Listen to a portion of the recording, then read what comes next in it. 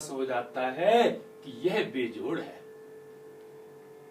फिर इस बेजोड़ मुक्ति के बारे में अच्छी तरह विचार करना चाहिए।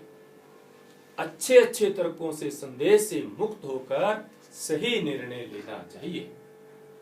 इस तरह निश्चय पूर्वक अनुपम आत्मा का ससम्मान लगातार प्रत्यक्ष साक्षात्कार होने तक बार बार अनुचिंतन करना चाहिए।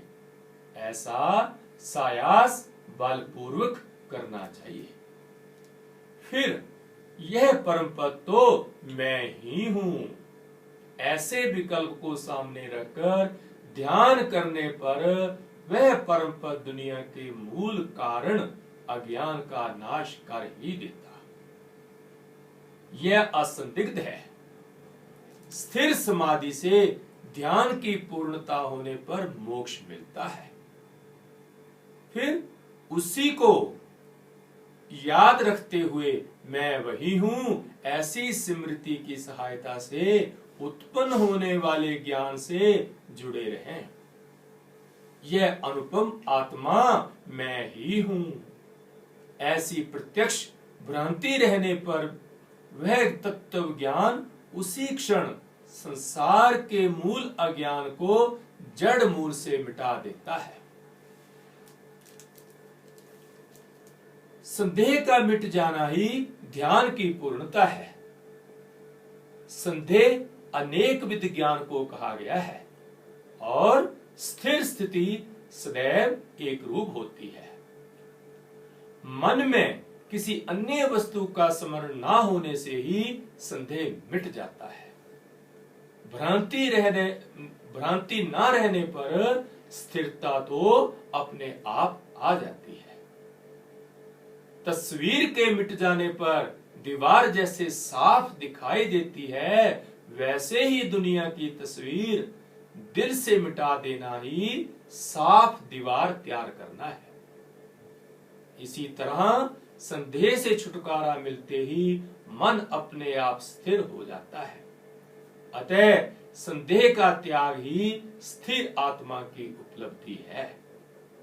इससे अधिक और कोई पवित्र वस्तु पाने योग्य नहीं है। किंतु माया की अपार महिमा की वजह से बड़े से बड़े बुद्धिमान भूल करते रहते हैं। शुद्ध बुद्धि वाले लोगों को तो एक पल में ही इस पद के दर्शन मिल जाते हैं। ब्राह्मण देवता उत्तम, मध्यम और अधम कोटि में तीन तरह के इसके अधिकारी होते हैं। उत्तम कोटि के लोग एक बार समझा देने पर ही उस पद को समझ जाते हैं। उन्हें सुनने के समय ही उन्हें विचार और ध्यान अधिगत हो जाते हैं। इसकी प्राप्ति में उत्तम कोटि के अधिकारियों को कोई कठिनाई नहीं होती। एक समय की बात है, गर्मी के दिन थे, रात का समय था, धरती चांदनी से चमक रही थी। बगीचे के चौक में कीमती पलंग पर अपनी प्रिया के साथ आलिंगनबद्ध मैं पड़ा था। शराब के नशे में मेरी लाल लाल आंखें घूम रही थी। अचानक आकाश में मैंने सिद्धों की आवाज सुनी। वे आवाजें मधु से भी मीठी थी। वे अद्वैत तत्व का निरूपण करने वाले थे। बस उसी समय मुझे उस परम पद का ज्ञान हो गया। उसी क्षण मैंने विचार कर ध्यान के द्वारा जान लिया। इस तरह आधे पल में ही उस पवित्र पद को जानकर मैं एक मुहूर्त तक उसी में खोकर पूर्णतः परमानंद सागर में डूब गया। फिर होश आने पर मैंने उस पर सोचना शुरू किया। अरे, यह पद तो बड़ा ही विचित्र है। यह तो आनंद रूपी अमृत से लबालब भरा है। आज मुझे यह एक अद्भुत जगह मिली है। जी करता है फिर वहीं पहुंच जाऊं। इसके सामने तो देवराज इंद्र का पद भी फीका है। इस सुख के एक कण की तुलना ब्रह्मलोक के साथ नहीं हो सकती। आज तक तो मैंने बेकार ही अपना समय बर्बाद किया। जैसे अपने घर के खजाने में रखे चिंतामणि से अनजान कोई अभागा मुट्ठी भर पिसान पाने के लालच में भीख मांगता हो। हाय, इसी तरह ये लोग अपनी आत्मा को नहीं जानने के कारण भूल रहे हैं। काफी मेहनत कर लेश मात्र बाहरी सुख पा रहे हैं। बस अब मुझे इस थोड़े से बाहरी सुख के लिए इतनी मेहनत करने की कोई जरूरत नहीं है। मैं तो हमेशा इस अनंत आनंद सागर में ही गोता लगाया करूंगा।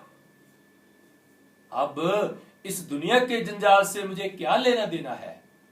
यह तो पिसे हुए को पीसने की तरह शिकायत की जगह एक ही तो है। हर रोज एक ही तरह का खान पान, वही माला, वही बिछावन, वही रंग बिरंगे जेवर और वही नारी संगम है। बहुत दिनों से लगातार इनका सेवन करते करते ये जूठे जैसे हो गए हैं, फिर भी इन्हीं का सेवन करते रहते हैं। ऐसा अंधा अनुकरण करने में मेरा जी भी नहीं घिनाता है। ऐसा सोचकर ज्यों ही मैं फिर अंतर्मुख होने लगा कि उसी समय मेरे सामने एक दूसरा शुभ विचार उपस्थित हो गया। मैं सोचने लगा, हाय, मेरे मन में यह मोह कैसा? मेरी आत्मा तो खुद आनंद में है, वही तो मैं हूं। मुझ में क्या कमी है? मैं क्या करना चाहता हूं? मुझे अब और क्या पाना है? ऐसी कौन वस्तु है जो मुझे नहीं मिली है, और वह मुझे कब, कहां और कैसे मिलेगी? कभी जो चीज पाए ही नहीं उसका पाना क्या सच हो सकता है? मेरा रूप ही तो ज्ञान और आनंद में है। मुझसे कोई क्रिया कैसे संपन्न होगी? देह, इंद्रियां और मन भी तो सपने की तरह सब झूठे हैं। मैं ही तो पूर्ण ब्रह्म हूं। यह सभी तो मेरे ही हैं। फिर एक अंत्यकरण की रोक से क्या होगा? दूसरे बिना रोके मन भी तो मेरे ही रहेंगे। इस तरह एक मन को रोकने से मुझे क्या लाभ होगा? मुझ में तो अनेक मन रोके तथा बिना रोके दिखलाई पड़ते हैं। यदि सब मनों को एक साथ रोक लिया जाए तब भी मेरी रोक तो होगी नहीं। मैं तो व्यापक महाकाश हूं। मेरी रोक कैसे संभव होगी? इस तरह पूर्ण आनंद स्वरूप मेरी समाधि कैसे होगी? मैं तो पूर्ण ब्रह्म हूं तथा आकाश से भी अधिक व्यापक हूं। फिर मैं कोई शुभ या अशुभ काम कैसे कर सकता हूं? मेरी ही महिमा के बेहद देह और आत्मा दिख रही है। फिर किसी क्रिया के दिखने या ना दिखने से मुझ में क्या फर्क पड़ता है? इसलिए मेरे लिए ना कोई कर्तव्य है और ना अकर्तव्य ही। इस तरह मैं तो स्वयं आनंद से भरा हूं, अतः रोक लगाने से ही मुझे क्या लाभ होगा? मेरी समाधि लगे या ना लगे, मैं तो सत्य स्वरूप एवं परिपूर्ण हूं। मेरी यह देह जिस काम में लगी है उसी में लगी रहे, ऐसा सोचकर मैं तो हमेशा अपने रूप में स्थित तथा परम आनंद से परिपूरित रहता हूं। मैं तो अलुप्त प्रकाश स्वरूप हूं, परिपूर्ण हूं, निर्मल हूं। इस तरह उत्तम अधिकारी के रूप में मैंने अपनी स्थिति का वर्णन किया। जो अदम कोटि के अधिकारी हैं उन्हें ज्ञान का फल अनेक जन्मों के बाद मिलता है। बचे मध्यम अधिकारी तो उन्हें श्रवण, मनन और निधि अध्यासन से ज्ञान प्राप्त होता है। विशिष्ट ज्ञान रूप फल देने वाली समाधि तो दुर्लभ होती है। फिर जिस समाधि से विशिष्ट ज्ञान ना मिले, ऐसी सैकड़ों समाधियां लगती रहें तो उससे क्या फर्क पड़ता है। व्यवहारिक स्थिति में लगने वाली समाधियों से मुक्ति रूपी फल तो कभी भी नहीं मिलता। राह चलते देखा जाता है कि कुछ लोगों को जिन वस्तुओं के संबंध में उसकी कोई कल्पना नहीं होती है, ऐसी वस्तु भी अनमने ढंग से देख लेते हैं, पर उन वस्तुओं की जानकारी नहीं रहने के कारण उनके अज्ञान की निवृत्ति तो नहीं हो जाती। निर्विकल्प ज्ञान तो शुद्ध ज्ञान ही है और वह व्यक्ति का अपना स्वरूप ही है।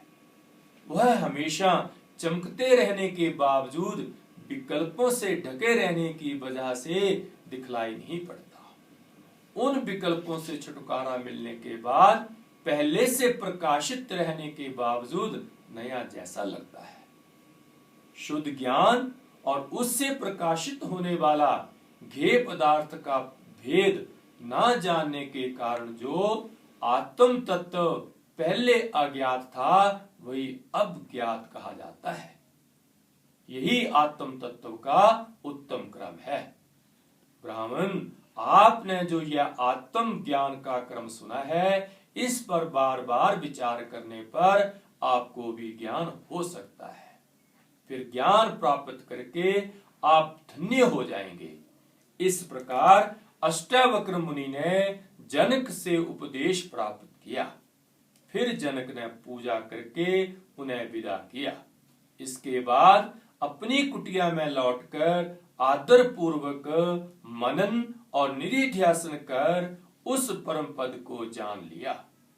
उनका सारा संदेह दूर हो गया और उन्हें जीवन मुक्त पद मिल गया। 17वां अध्याय समाप्त। बोलिए सद्गुरुदेव महाराज की जय।